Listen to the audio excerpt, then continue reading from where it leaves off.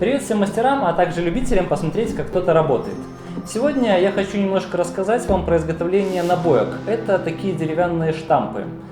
Этой технологии много сотен лет. Раньше это делалось вручную, и для этого использовалась древесина груши.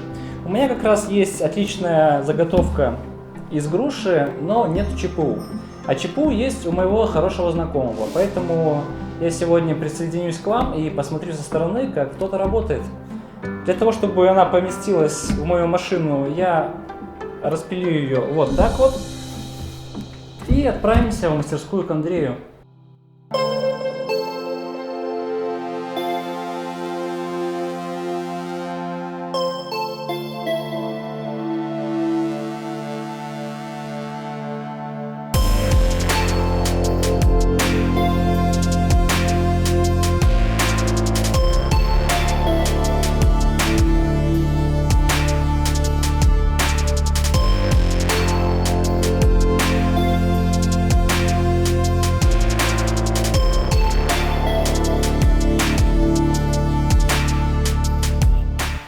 Андрей не один год уже занимается изготовлением набоек и знает все тонкости и нюансы.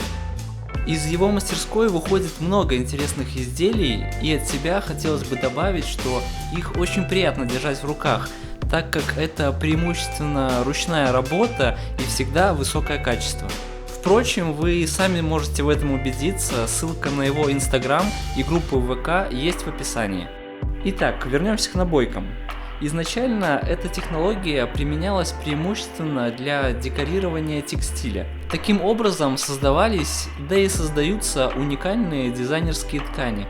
Ну а в наше время набойки все чаще используются для популяризации своего бренда. То есть, сделав набойку со своим логотипом, вы сможете использовать ее, к примеру, для брендирования футболок, упаковочных бумажных пакетов, создания, изготовления визиток.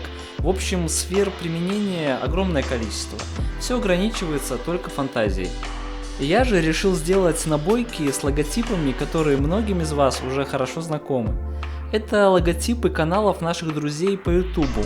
Все они крутые мастера и хорошие люди, которые всегда готовы мне помочь. А как известно, ни одно хорошее дело не остается безнаказанным.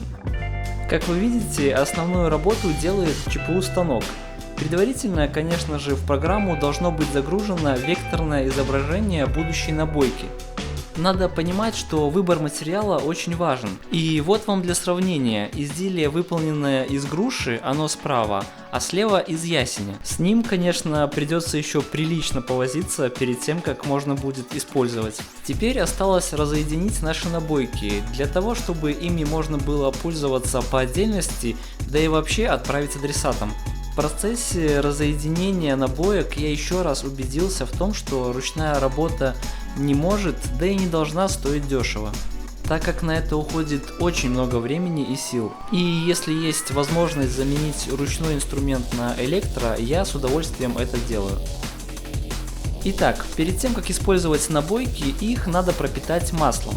В моем случае это тунговое масло. Но в принципе подойдет любой пропитывающий состав. Это делается для того, чтобы в последующем краска не впитывалась в дерево и после работы можно было бы легко промыть набойки водой.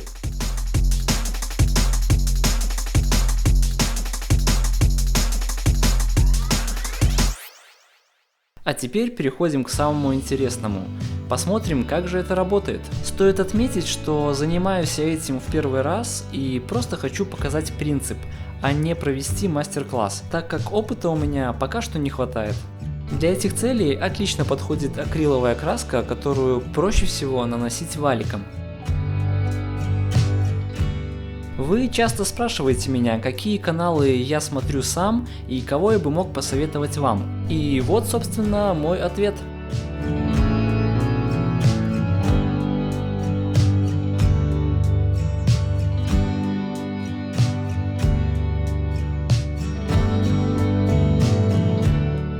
За все эти каналы я ручаюсь и могу их смело рекомендовать. Ссылки, конечно же, будут в описании.